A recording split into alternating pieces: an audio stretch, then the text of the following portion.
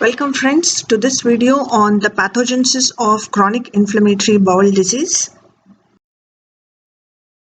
Now what is inflammatory bowel disease? Now this is a condition where we have a chronic inflammatory response which is mainly because of inappropriate mucosal immune activation.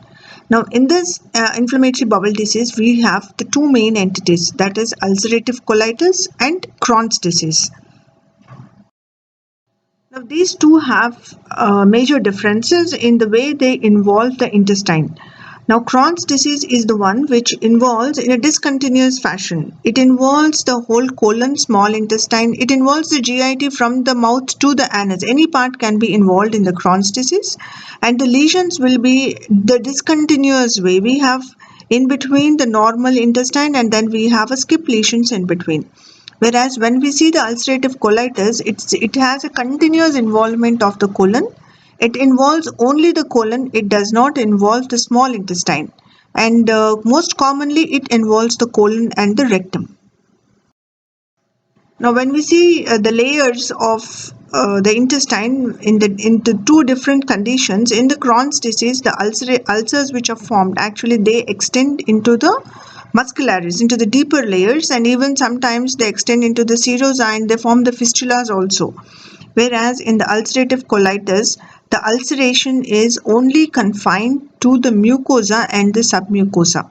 Ulcers, they doesn't extend into the muscularis. They are only the superficial ulceration. Nowadays, this inflammatory bowel disease is increasing in its incidence. This is mainly because of the increased hygiene. So what they call it as a hygiene hypothesis. According to this hypothesis, actually the improved food storage condition and the decreased contamination, these both are responsible for the development of this condition. What happens in this is when you have a improved food storage condition, a lot of hygienic conditions, the gut microbiome composition will change. The microbial organisms which should be present in the gut as a commensal, they will not develop. So when this gut microbiome composition changes, obviously there is an inappropriate immune response. That means if the microbiome which should be present as a commensal, if it is not present, our immune system will not be conditioned to that. So later on in the life, if we are exposed to that commensal microbial organism, immediately there is an exaggerated immune response because our immune system is not conditioned for that. So this causes the persistent chronic inflammation in the susceptible hosts. So whenever as I told you, in the later stages, if we have exposure to the normal commensal microbiome, our mucosal immune system will be responding continuously, producing the chronic inflammatory process in the mucosa.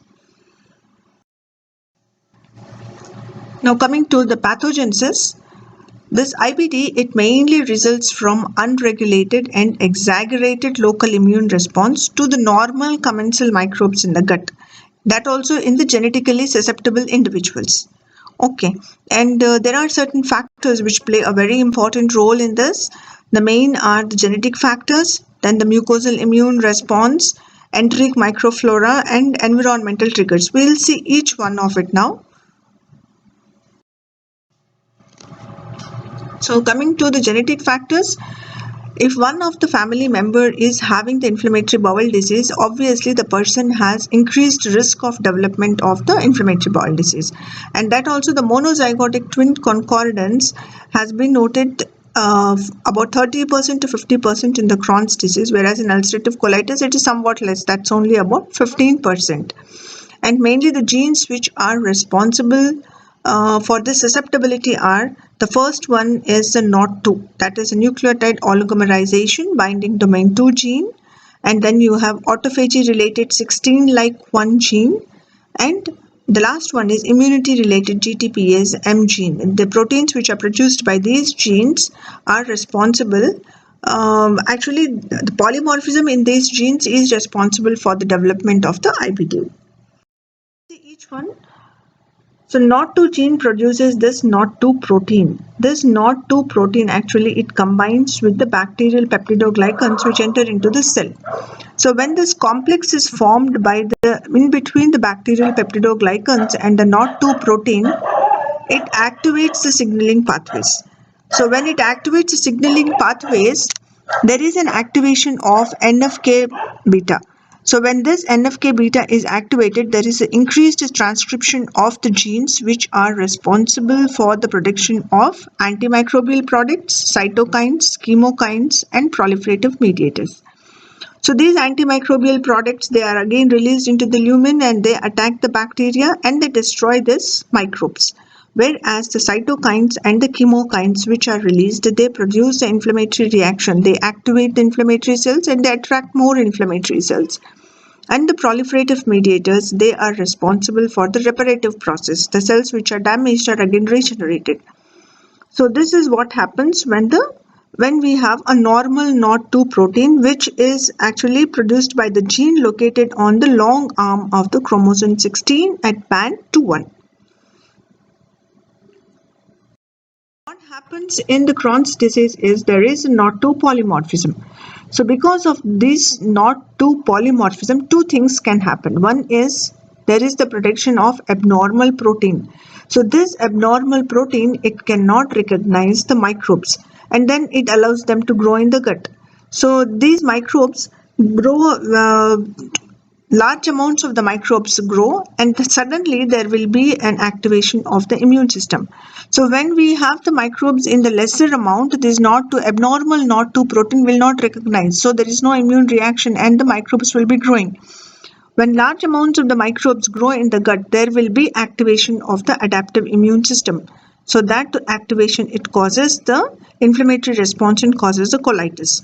The another thing which can happen is because of this NOT2 polymorphism is there can be a defective NOT2 function. That means the NOT2 protein will produce an abnormal immunological response to normal commensal bacteria also. Usually to the normal commensal bacteria, it doesn't respond. NOT2 protein does not combine and does not produce any inflammatory response. But because of the polymorphism, it combines with the normal commensal bacterial peptidoglycans and produces the immune response. So there is an excessive immune response, because of which there is excessive cytokine production, and that excessive cytokine and chemokine production produces inflammatory response which causes the colitis. Now, along with the production of cytokines and the chemokines, as I already told you, it also produces the proliferative mediators. So this can lead to the tumorigenesis also. So this is the effect of the NOT2 polymorphism. That is, either it produces abnormal protein which cannot recognize, or it produces the abnormal protein which recognizes the normal commensal bacteria and produces immunological response against it. So both of them, they causes the colitis. Now the other two genes, autophagy related 16-like-1 gene and immunity related GTPSM gene, they produce the two proteins which are mainly responsible for the autophagy. So everybody knows that autophagy is mainly useful for the maintenance of the intracellular homeostasis. That means whatever substances which are not required in the cell, they are engulfed into the autophagosome, they are degenerated and they are excluded out of the cell.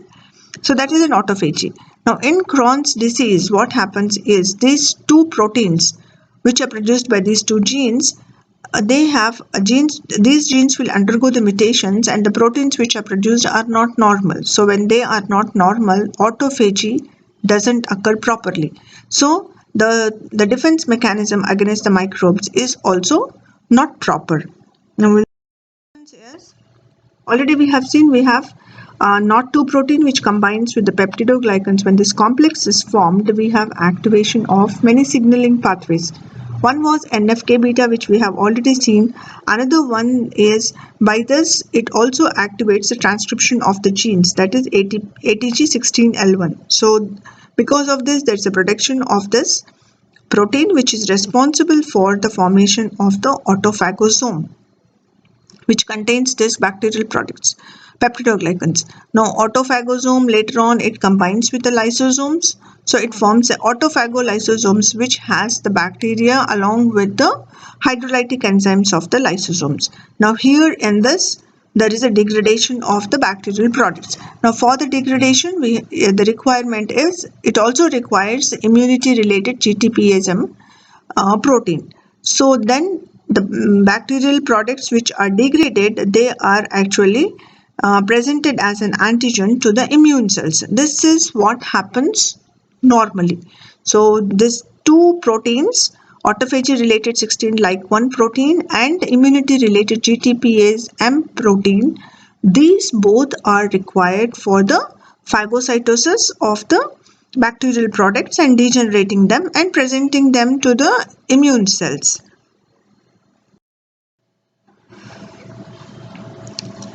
So that was about the genes which are responsible and how the polymorphism in those genes are responsible for the IBD. Now coming to the mucosal immune response. Now in this, the mucosal immune response, the two different types of the IBDs, they have a different types of the immune cells which are responsible for them. Now in the Crohn's disease, typically we have a Th1 response, and in ulcerative colitis, typically we have the Th2 response. And another one, now newly it has been described that there is also activation of Th17 cells which are also included in the inflammatory response of the IBD. Now when we see the normal mechanism in the gut, in the normal gut we have a gut microbiota. Then to this gut microbial organisms, which are the commensals, the dendritic cells are conditioned. So these dendritic cells, conditioned dendritic cells, they doesn't produce immune response against the normal commensal microbiome which is present in the gut. So in the lamina propria, actually we have two types of CD4 plus T cells, CD4 plus T regulator cells and CD4 plus T effector cells. So as I told you, normally the conditioned dendritic cells, they activate the CD4 T regulator cells and they suppress the CD4 plus T effector cells. Now what these CD4 plus T regulator cells do is they produce anti-inflammatory cytokines like IL-10 and TGF-beta. So they will be suppressing the immune mechanism. They're suppressing the inflammatory process. So because of these cytokines, there will be suppression of Th1, Th2 and Th17. There will be suppression of the migration of the T cells. There will be suppression of the B cells. And also there will be inhibition of other inflammatory cells like basophils, eosinophils and mast cells. In this way, the immune response against the gut microbiome is controlled and there is a suppression of the T effector cells. What happens in the IBD is the suppression mechanism is defective. So because of which there will be activation of the T effector cells which can differentiate into Th1, Th2 or Th17 cells. So the CD4 plus T effector cells, once they are activated, actually they activate they can do two things. They activate the other inflammatory cells which are present in the lamina propria, or they can recruit more inflammatory cells by stimulating the expression of the receptors, homing receptors on the leukocytes and the endothelial. Now this dendritic cells, which are what we have seen previously was conditioned dendritic cells which doesn't respond to normal gut microbia. But if we have some abnormality in the recognition of this gut microbiota as a commensal, the dendritic cells will respond and these dendritic cells will activate the CD4 plus T effector cells. Now this CD4 plus T effector cells, they can either differentiate into Th1, Th2 and Th17 cells. Now this differentiation, it depends upon the type of the gut flora which is present or the genetic susceptibility of the person. So if the CD4 plus T cells, they differentiate into Th1 cells, these Th1 cells, they get activated and they produce the pro-inflammatory cytokines interferon gamma and tumor necrosis factor TNF. So these two cytokines are mainly responsible for the granulomatous inflammation, which is the characteristic feature of the Crohn's disease. Whereas if the CD4 plus T effector cells, if they differentiate into Th2 cells, These Th2 cells, they produce cytokines like interleukin 4, 5 and interleukin 13. This interleukin 13 is mainly responsible for the superficial mucosal inflammation, and that causes a superficial ulceration leading to the ulcerative colitis. In this way, Th1 causes Crohn's disease and Th2 causes ulcerative colitis. And even the CD4 plus T cells, they can even differentiate into Th17 cells, which produce the interleukin 17, which actually activates the neutrophils. And these neutrophils, they attract more inflammatory cells to come there. The dendritic cells, they themselves produce interleukin 12. This interleukin 12 can directly activate the Th1 cell, or they produce IL-23, which can activate the Th17 cells. Now this is a diagrammatic representation to the bacterial products. The dendritic cells, they activate the CD4 plus T cells, which can differentiate into Th1, Th2 and Th17. Th1 producing interferon gamma and tumor necrosis factor, which leads to formation of the granulomas, whereas Th2 produces IL-4, 5, 13, which is responsible for the damage to the epithelium, producing superficial ulceration, and Th17, which produces IL-17, interleukin 17, which attracts the neutrophils and activates the neutrophils. That was about the mucosal immune response in the inflammatory bowel disease. Now, epithelial barrier defects, why does this occurs in the Crohn's disease and what is its role? So, in the Crohn's disease, as we have already seen, there is some NOD2 polymorphism, because of which there is an exaggerated activation of the innate and adaptive mucosal immune response. So, we have activation of the inflammatory cells, which produce the cytokines and the metalloproteinases. So these cytokines and metalloproteinases, they will cause the tissue destruction and damage to the epithelium, creating the epithelial barrier defect. This is in the Crohn's disease. Ulcerative colitis, typically we have polymorphism in the hepatocyte nuclear factor 4 alpha. Normally also the hepatocyte nuclear factor 4 alpha is responsible for the maintenance of epithelial tight junctions and intestinal permeability. So when there is a polymorphism of this hepatocyte nuclear factor 4 alpha, the epithelial tight junctions will not be maintained and there are certain defects in them, increasing the epithelial permeability. But this polymorphism of HNF4 alpha we typically see only in the ulcerative colitis. We don't see in the Crohn's disease. Now, what is the role of enteric microbiota? Now, everything, whatever we have dealt till now, everything is interrelated. Now, enteric, the flora which is present in the intestine, it enters into the tissue through the epithelial barriers. As we have seen, epithelial barrier defect will be there and the bacteria can enter. There is a transepithelial influx. So, when the bacteria enters into the tissue, it produces the immune response. So we have activation of the immune cells, which produces the cytokines, and these cytokines, they damage to the tissue and also the epithelial cells. So there is an increase in the epithelial permeability. Then again you have more microbial flora entering into the tissue, and again you have more immune response, more cytokines, more damage to the epithelium. So this goes on as a vicious circle, it goes on.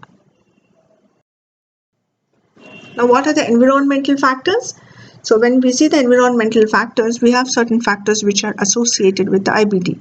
So, first one is the smoking. The person who smokes, he has an increased risk of Crohn's disease. He will not develop the ulcerative colitis because the nicotine which is present in the smoke, it has an inhibitory effect on the Th2. So these Th2 lymphocytes are mainly responsible for the ulcerative colitis. So when there is an inhibitory effect on Th2 lymphocytes, the person will not develop ulcerative colitis. He develops only the Crohn's disease. Stress is another factor which is associated.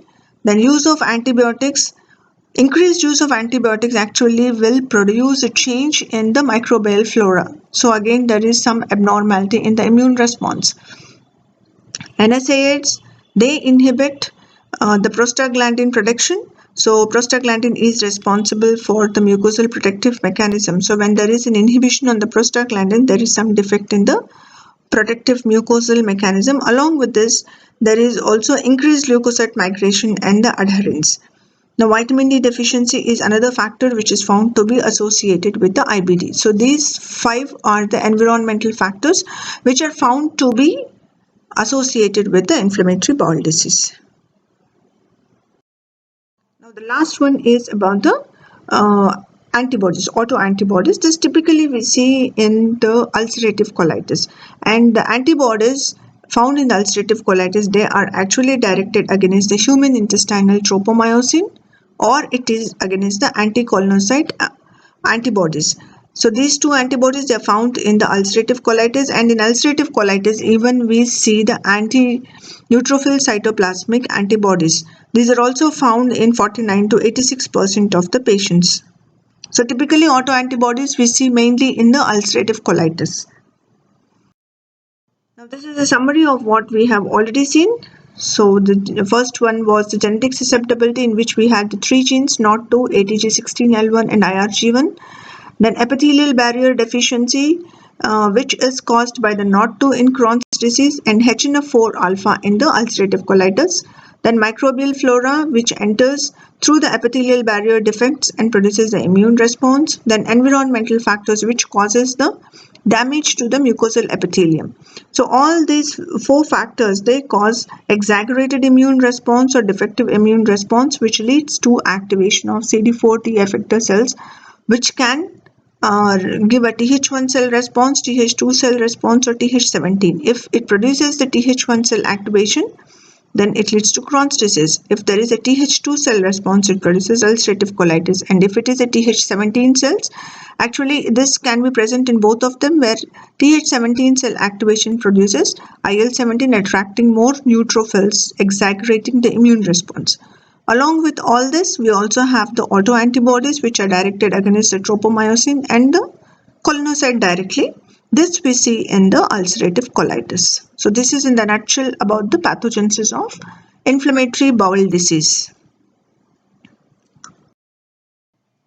Thank you friends for listening patiently.